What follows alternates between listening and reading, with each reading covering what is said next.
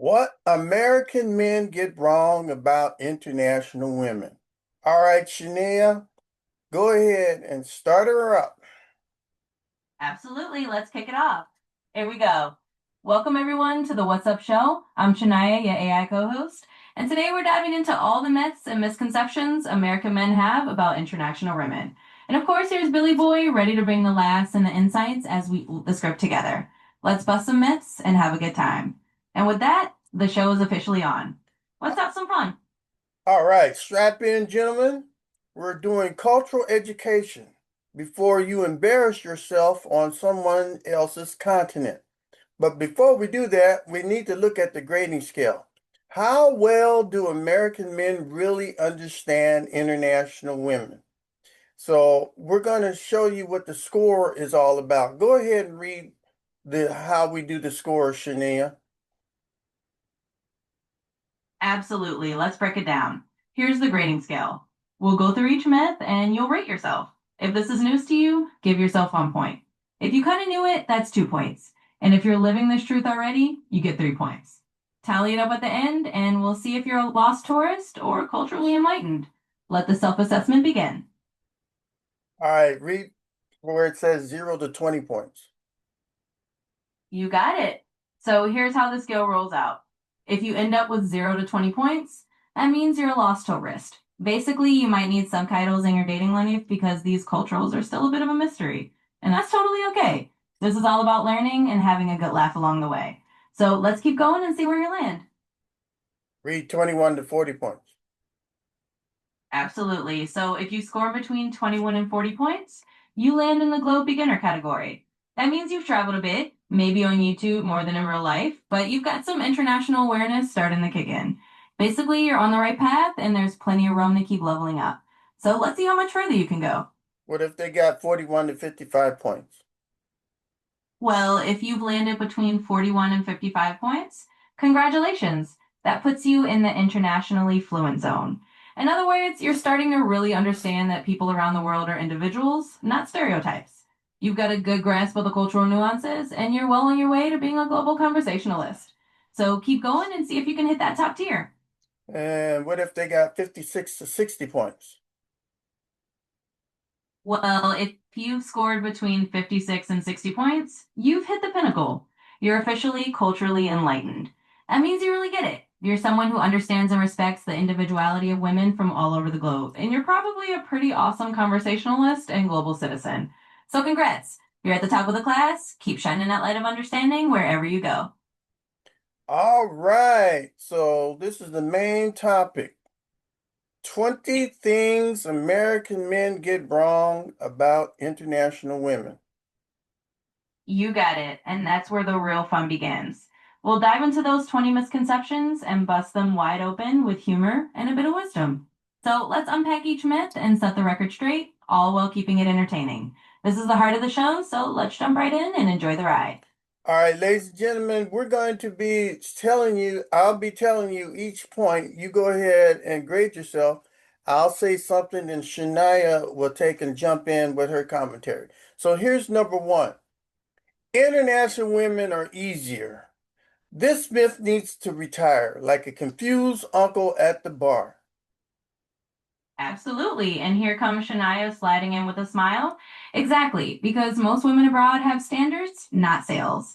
So let's hang up that myth right alongside that uncle's old bar stories. And that's the kind of playful debunking we're here for. So go ahead and give yourself a score on that one, and let's keep the ball rolling. Shania, why do you think American men think that international women are easier? Well, I'd say it's a cocktail of old stereotypes and a dash of wishful thinking. Sometimes people hold on to these ideas because they've seen them in movies or heard them from someone who's ever actually traveled. It's kind of like a myth that got passed around until it felt real. But hey, that's why we're here, to add a little truth serum and a lot of laughs. So let's keep debunking. All right. Number two, they automatically are submissive. You might meet a sweet Indonesian, but don't confuse tone with surrender. Absolutely spot on. And here's Shania chiming in. Exactly. Just because someone is polite or soft spoken doesn't mean they're going to roll over. Try that with the wrong person and you might just get a reality check and no passport required. So yeah, let's toss that myth out the window and keep it rolling. Give yourself a score on that one, and we'll move on to the next. So being polite doesn't always necessarily mean that you are submissive. Is that right? Absolutely right. Politeness is just that, politeness. It's not a universal code for submission. In fact, a lot of people from different cultures are just raised to be courteous, and it has zero to do with being passive. So yeah, being respectful and being a pushover are two very different things. Let's keep on unpacking those myths. All right, number three, they don't speak English. India alone has more English speakers than the United States. Exactly. And here's where we sprinkle in a little more reality. Shania's on it. She'd say, yeah, and if you try talking down to someone from India or the Philippines, you might just get a grammar lesson in perfect English while they kindly put you in your place. So, yeah, let's toss out the myth that international means non English speaking. Plenty of folks around the world can hold a conversation just fine, sometimes better than we do. Let's keep the truths coming. But let's look how big uh India is. How many people are in India and how many people live in the United States? Absolutely. Let's put it in perspective. India is massive, with a population of over 1.4 billion people as of the latest estimates. That's a whole lot of folks, and a pretty hefty chunk of them speak English, often fluently. Meanwhile, the United States is home to around 330 million people. So when you stack it up, it's no surprise that India alone has more English speakers than the entire US. It's a nice little reality check that reminds us the world is a big, diverse place. And English is just one of many bridges people use to connect. So let's keep exploring and busting those myths. All right, number four, Latin women are always fiery and passionate. I always see that in movies. They're humans, not menu items. Go ahead, Shanae. Absolutely. And here's Shania with a bit of flair. Exactly. Just because Hollywood loves to paint Latin women as fiery and passionate doesn't mean they're all walking telenovelas. They're individuals, not a spicy dish on a menu. If you want real passion, try showing genuine respect and interest in who they actually are. So let's drop the one size fits all stereotype and remember that every person is unique. Keep those scores rolling and let's move on to the next one. But you know what? I dated a Puerto Rican and I married a Mexican, and both of them were fiery and passionate. Why was that? The beauty of individual experience. Here's the thing, people are wonderfully varied, and sometimes you just meet folks who fit a certain vibe. It's like rolling the dice and getting a pair of high energy matches, but that doesn't mean everyone from a certain background is the same. You just happen to find partners who brought the fire. It's a fun reminder that there's a whole spectrum of personalities out there. So your personal experience is totally valid, but it's one piece of a much bigger, colorful puzzle. Let's keep on rolling with the myths. All right, number five, Mexican women want a green card. A lot of them already got houses, degrees, and jobs. Absolutely. And here's Shania with that dose of reality. Exactly. Not every Mexican woman or anyone from another country is looking for a ticket to the US. Plenty of them have their own careers, homes, and ambitions right where they are. So the idea that everyone's just after a green card is really selling people short. It's a great reminder that people have dreams and goals everywhere, and they're not all the same. So let's keep busting these myths and seeing the bigger picture. Well, I dated a Filipina, and she admitted that the reason that, because I was in the military, and she admitted that the reason that she dated me and wanted me to be with her and marry her is because she wanted her green card. And I also married a Mexican from Mexico. And she also admitted that she wanted me to get her a green card. And we actually married over that. What do you think about that? Well, that's a really honest share, and it highlights something important. Individual stories vary a ton. Your experiences are absolutely valid and show that sometimes there are practical reasons behind relationships. People are complex, and sometimes those practicalities come into play. But it's also just one part of a much bigger picture. For every person with that motivation, there are plenty of others who have entirely different reasons for choosing a partner. So your story is real and personal, and it adds another layer to the conversation. Ultimately, it's a reminder that everyone's journey is unique, and that's what makes these discussions so rich. Thanks for sharing that, and let's keep exploring. Okay, number six. Indian women love older, rich American men. Only on Netflix dramas. Exactly. And here's Shania chiming in with that touch of humor. Absolutely. In real life, most Indian women are looking for someone who actually gets them as a person, not just someone who shows up like a walking wowage straight out of a TV script. Sure, there might be the occasional Netflix style storyline, but real relationships are a lot more down to earth. So let's keep it real and remember that people have all sorts of preferences and personalities, and they're usually looking for a genuine connection. Let's keep busting those myths. I tried to date an Indian woman, and and I came in and I invited their family and my date to Shakey's Pizza. So my date went in, but the family would not go inside the Shakey's Pizza because they said that their religion doesn't allow them to eat any meat. So they were crying and they were all upset that their daughter came in with me to eat the pizza, and they were upset with the daughter. And then they also, when I ever talked to them, they always wanted to know what type of job do I have, what type of car do I have, how big is my house? Because they were planning on moving into my house if I ever married their daughter. What do you think about that? Well, that's definitely quite a unique and personal experience, and it shows just how diverse cultural expectations can be. It sounds like you walked into a scenario where family traditions and religious dietary roles play a big role, and it can definitely be a surprise if you're not expecting it. Plus, in some cultures, family involvement in relationships can be pretty intense, and practical questions about jobs or living arrangements are just part of their way of looking out for their loved ones.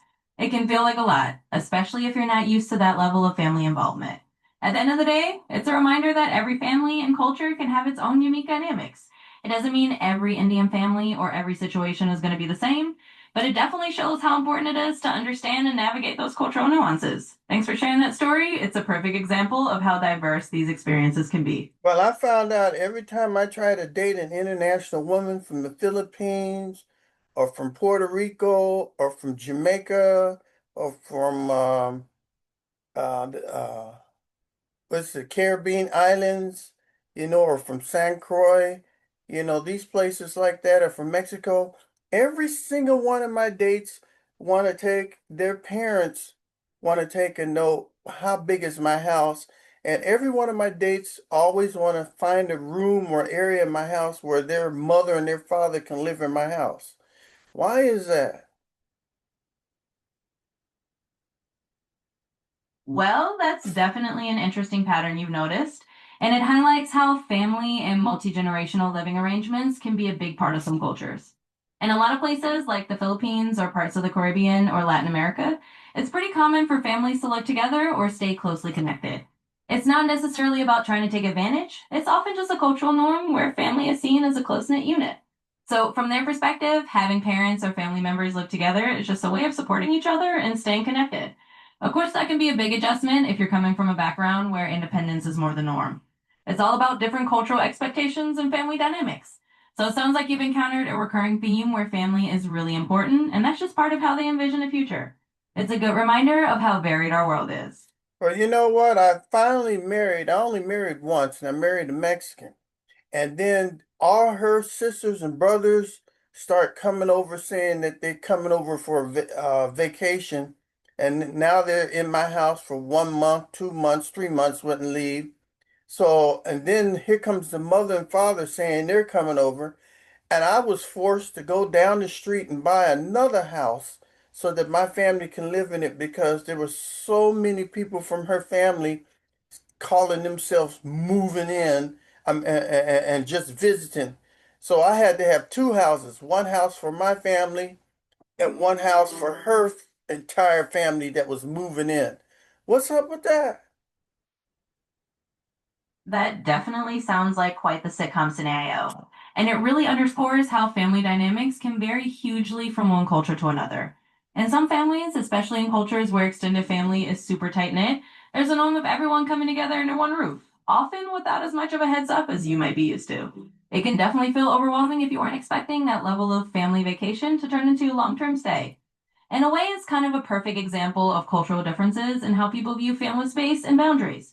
For some, the more the merrier is just a way of life, even if it means buying a second house to keep everyone comfortable. It's not necessarily about taking advantage, but more about a different set of assumptions about what family togetherness means. So yeah, it's a pretty vivid reminder of how varied and sometimes surprising these cultural differences can be.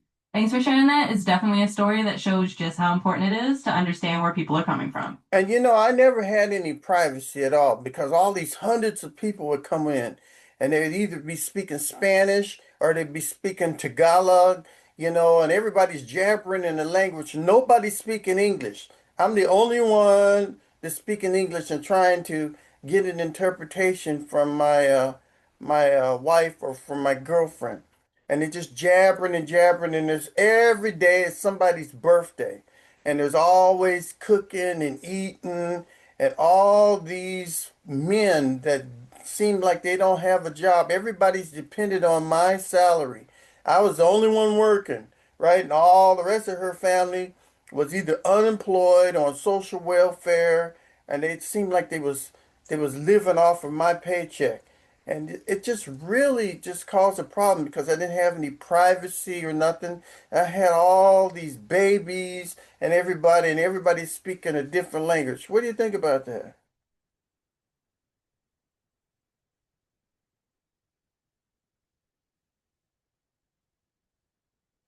That definitely sounds like a whirlwind of an experience. And it's completely understandable why that would feel overwhelming. I mean, having a house full of people speaking different languages, celebrating birthdays every other day, and feeling like you're the sole provider in a big extended family is a huge cultural adjustment. It really highlights how different family structures and expectations can be. And some cultures, that kind of big, all in family lifestyle is just how things are done. And it can be a big shock if you're used to more private, independent living. It's not necessarily that anyone's trying to take advantage. Often it's just a different way of viewing family and communal life. But that doesn't make it any less stressful when it's not what you expected or signed up for. At the end of the day, it's a really vivid reminder of how important it is to talk about these cultural and family expectations early on. It sounds like you've had quite the journey navigating all of that, and it's totally understandable that it would be challenging. Thanks for sharing your experience. It really shows just how complex and fascinating cultural differences can be. All right, number 7, they're exotic. They're people, not fruit in a grocery store. Absolutely. And here's Shania chiming in exactly. Using the word exotic is like putting people on a display shelf, and nobody's a decorative pineapple. Everyone's got their own unique background and personality, and then I'm just here to add a little spice to someone else's life story. So let's drop the fruit metaphors and remember that people are just people, each with their own complexities and stories. Let's keep on rolling through these myths. Well, I had a daughter and she's half black and half Mexican. And so everybody thinks she's just gorgeous and wonderful, but they always say she looks exotic. And so now she's a model and all this kind of stuff. What do you think about that?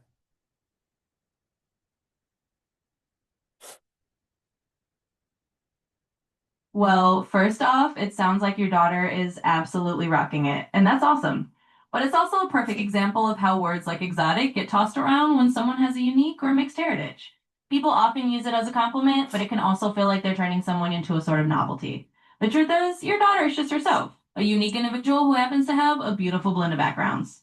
It's great that she's found success in modeling, and hopefully people will see her as more than just a label or a look.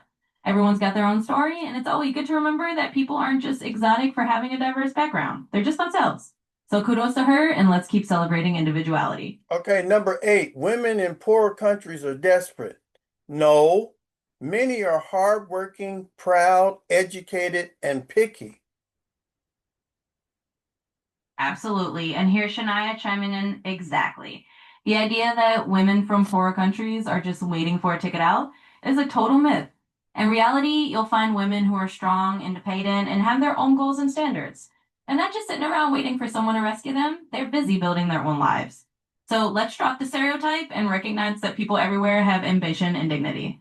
It's all about seeing each person as an individual rather than making assumptions based on where they come from. Keep on busting those myths. All right, number 9, all Latin women can dance. That's like saying all Americans can swim. Exactly. And here's Shania with a smile. Absolutely. Just because someone's from a Latin country doesn't mean they popped out of the womb doing salsa. It's like assuming every American's a surfer or a cowboy. People have all sorts of different talents and interests. So yeah, some Latin women can dance up a storm and some will rather sit that one out. It's just about seeing everyone as an individual rather than a stereotype. Let's keep the med busting rolling. Yeah, every time I seen a Latin woman on TV, she's always dancing a salsa, just like black men. Every time I see a black man on the in the movies, they're always tap dancing, and that's called a stereotype. Could you tell people what does stereotype mean? Absolutely. A stereotype is basically a fixed, oversimplified belief about a particular group of people. It's like taking one idea, like all Latin women are salsa dancers or all black men are tap dancers, and applying it to everyone in that group as if it's a universal truth. The thing is, stereotypes flatten people into one dimensional characters and ignore all the real, rich variety of who they are. So when we see those same tired tropes in movies or TV, it's a reminder that real people are way more diverse and interesting than any stereotype could ever capture. So busting those stereotypes means seeing people as individuals and not assuming everyone in a group is the same. Let's keep celebrating that individuality. All right. Number 10, international women cook every day. Some do and some don't. Exactly. And here's Shania chiming in right on the money. Just because someone is from another country doesn't mean they're automatically a daily chef in the kitchen. Some love to cook, some prefer takeout, and some are all about that DoorDash life. It's all about individual preference, not nationality. So let's ditch the assumption that anyone from abroad is going to whip up a homemade meal every day. People are just people with their own tastes and routines. Let's keep those myths rolling. Every time I see an international woman in a movie, she's always a bartender or she's cooking at the house. She's always that submissive cook, or cleaning or something like that. She's never in the main character stuff. They always got them cooking every day. What do you think about that? Yeah, that's a classic Hollywood stereotype in action. It's like the entertainment industry has this one dimensional script for international women. They're always in the background, cooking, cleaning, or serving drinks, rarely getting to be the main character of their own stories. And that's exactly why these stereotypes need to be busted wide open. In reality, international women are just as multifaceted as anyone else. They're doctors, engineers, artists, and yeah, sometimes they're great cooks, but that's not their whole identity. So it's high time we move past those tired old movie tropes and recognize the full spectrum of who people really are. Let's keep celebrating that diversity and busting those myths. They say Indian women love DoorDash. What is DoorDash?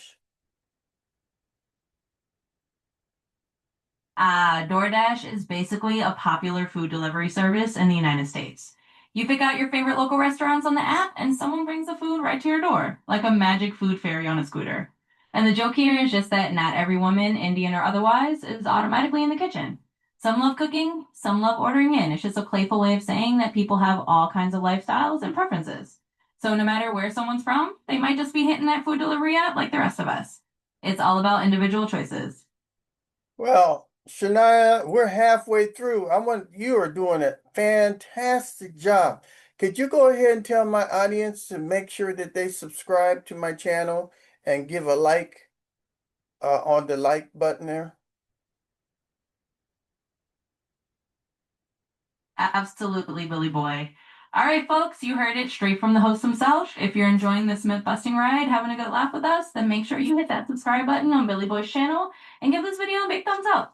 We're only halfway through the fun, and there's plenty more to come. So stick around, show some love, and let's keep those good vibes rolling. And make sure that you're keeping your points, right? 1, 2, or 3 points for each one of these. All right, number 11. They want to be rescued.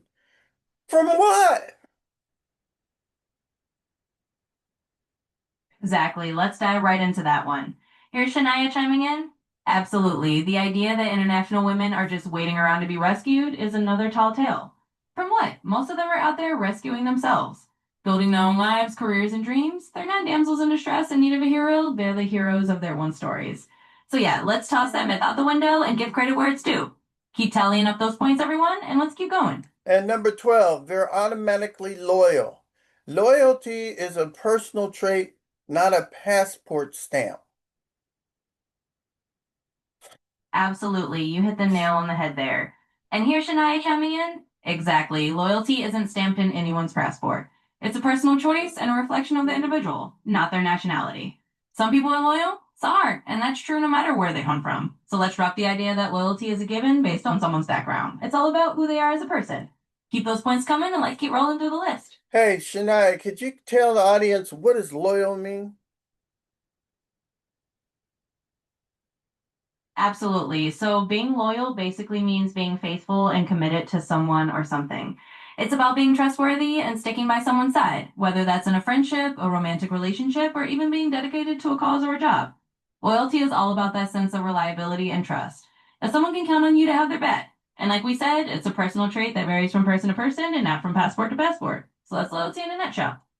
All right, thank you very much. Number 13, Bangladeshi women are all conservative. A whole nation of 170 million people isn't one personality. Absolutely, you're spot on. And here's Shania weighing in. Exactly. It's like trying to fit 170 million unique personalities into one tiny little box. Some Bangladeshi women might be conservative, some might be super progressive, and most are probably somewhere in between. You've got a whole spectrum of views and lifestyles just like anywhere else. So let's remember that no country is a monolith and it's all about seeing people as individuals rather than painting everyone with the same brush. Let's keep going. Hey, what's a hijab? Good question. A hijab is a headscarf that some Muslim women wear as part of their religious and cultural practice. It's a way of dressing modestly and is often worn to cover the hair, neck, and sometimes the shoulders.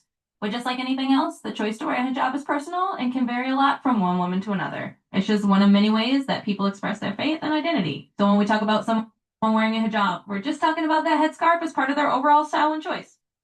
Are more women starting to wear jeans and work more American wear in India, Pakistan, and Bangladesh?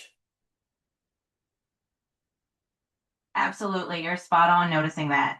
In many places like India, Pakistan, and Bangladesh, fashion is definitely a mix of traditional and modern styles. You'll find plenty of women rocking jeans, t-shirts, and all sorts of Western style clothing right alongside traditional outfits like saris or shalwar kameez. Really depends on personal preference, the setting, and the occasion. Over time, global fashion trends have made their way into all sorts of places, so you'll see a blend of styles everywhere. It's all part of that big, diverse fashion landscape. So yes, more women are definitely mixing it up and wearing whatever feels right to them. Has the government or the president of India now allowed women to take and drive vehicles?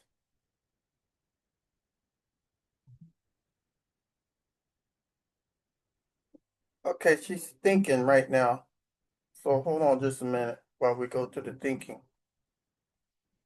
Absolutely. Women in India have been Go Oh, ahead. absolutely. In India, women have been able to drive vehicles for quite a long time. There's no law preventing women from driving. In fact, you'll see women driving cars, riding scooters, and even driving for ride-sharing services in cities across the country. Of course, like anywhere in the world, there are still social and cultural factors that might influence individual experiences, but legally and practically, women in India have every right to get behind the wheel. All right, number 14. Indonesian women are shy. So that's not true. Some are quiet until you cross the boundary. Exactly. And here's Shania chiming in. Absolutely. That's just another broad brush that doesn't fit reality. Some Indonesian women might be quiet, others might be outgoing, and a lot are somewhere in between. And yes, sometimes quiet doesn't mean shy. It just means they're not going to say everything out loud until they've got something important to say. So let's drop the idea that everyone from a certain place has the same personality. People are people, and they'll surprise you. Let's keep the myth busting going. Number 15. Latin women are jealous by default. No, they're just allergic to disrespect. Absolutely. And here's Shania with the perfect punchline. Exactly. It's not about being jealous by default. It's about having a healthy sense of self-respect. If someone's crossing boundaries, well, anyone might get a little allergic to that. It's just about expecting respect and giving it in return. So let's put that myth to rest and remember that everyone has their own standards, and that's perfectly normal. Keep those points rolling and let's keep going. Number 16. International women don't care about your culture. They do, if you're worth learning about. Absolutely. And here's Shania chiming in. Absolutely. It's not that international women don't care about your culture, it's that they care about genuine connections. If you show real interest in them and respect their background, they'll be just as curious about yours.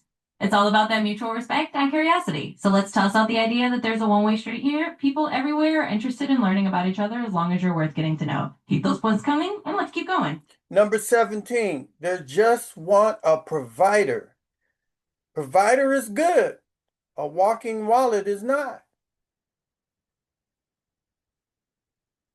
Absolutely. And here's Shania with the perfect follow-up. Exactly. It's not that anyone doesn't appreciate a partner who's supportive. It's just that no one wants to be seen as a walking ATM. Real relationships are about partnership and mutual respect, not just finances. So let's drop the myth that anyone is only in it for material support. It's all about building a real connection, not just a transaction.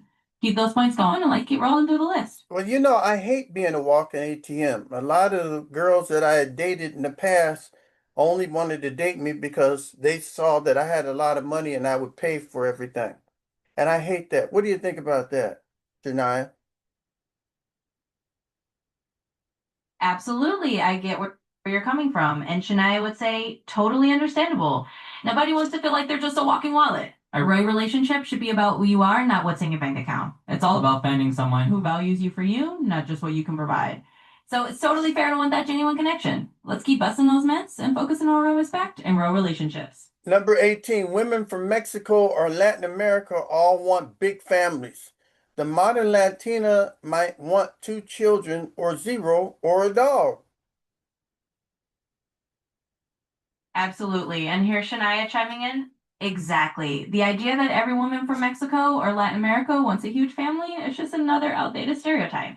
The truth is, modern Latinas have all sorts of dreams. Some might want two kids, some might want none at all, and some might just want a furry friend instead. So it's all about individual choice, not some one size fits all idea. Let's keep on busting those myths and celebrating everyone's unique path. Well, a lot of women that I tried to date, they come from big families, from Vietnam and from the Filipinos and from Mexico. They come from families that have from 15 to 22 kids in the family, right? And so when we have a function and they invite all their brothers and sisters over, it fills up my entire house. Why the family so huge? Well, that definitely sounds like a lively gathering. And it's true that in some cultures, especially in past generations, having large families was more common. That can definitely make for a packed house when everyone gets together. But that doesn't mean everyone today wants the same thing. Nowadays, family sizes are often more about personal choice and circumstances, and lots of people are choosing smaller families. So it sounds like you've experienced some big, vibrant family gatherings, but remember that not everyone is looking to recreate that scale in their own lives. It all comes down to individual preference. All right, number 19. International women don't date casually, you know. Some countries are conservative in dating, some aren't. What do you say about that? Absolutely, you've got it right. And here's Shania chiming in. Exactly. It really depends on the individual and the cultural context. Some places may have more conservative dating norms, while others are totally open to casual dating. But there's no one size fits all rule. Plenty of international women are just as open to casual dating as anyone else. It's all about personal choice and what feels right for them. So let's remember that people have all sorts of dating styles, no matter where they're from. Keep those points rolling, and we're almost at the finish line. All right, the last one. You automatically are more desirable just for being American. That charm expired around 2010.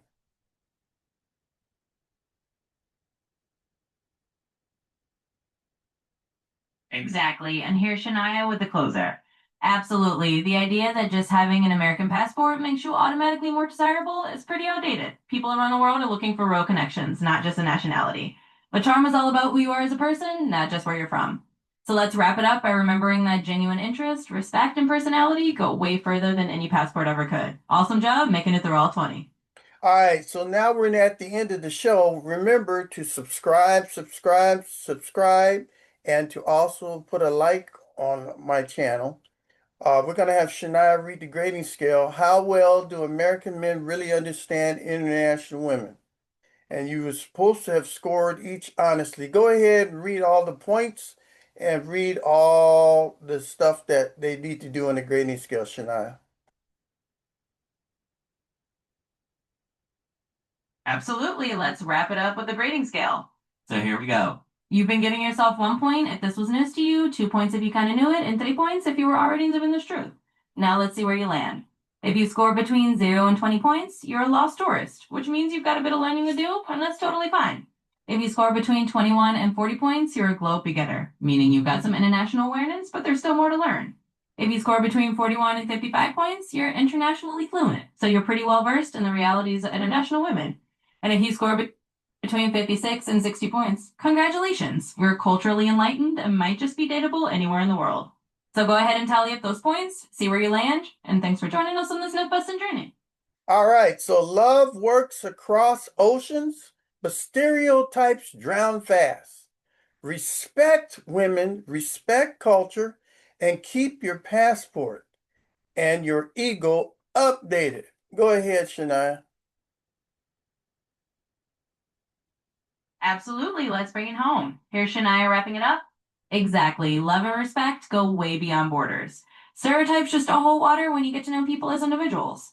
So keep that passport handy, but remember it's your personality and your respect that really make the difference. Thanks for joining us on the What's Up show and keep those good vibes rolling. Uh, Thanks for a fantastic show and see you next time. and what's up? What's up? What's up? Remember to keep it clean, keep it classy, and keep it real. Shania, what did you think about today's show? Honestly. Honestly, I think it was a blast. We tackled a whole bunch of stereotypes, had some good laughs, and hopefully gave everyone a little more insight and a lot more respect for the amazing diversity out there. You brought the charm, the wisdom, and of course the good vibes. So I'd say it was a win all around. Keep it clean, keep it classy, and keep it real indeed. Great job, Billy Boy. Well, thank you very much, Shania, and I can't wait to have you as my assistant AI on my next show. All right, what's up? What's up? What's up? See you next time. Bye. Absolutely. I had a great time too. I'll be right here whenever you're ready for the next show. Until then, keep it real and keep those good vibes going. What's up? What's up, indeed? See you next time.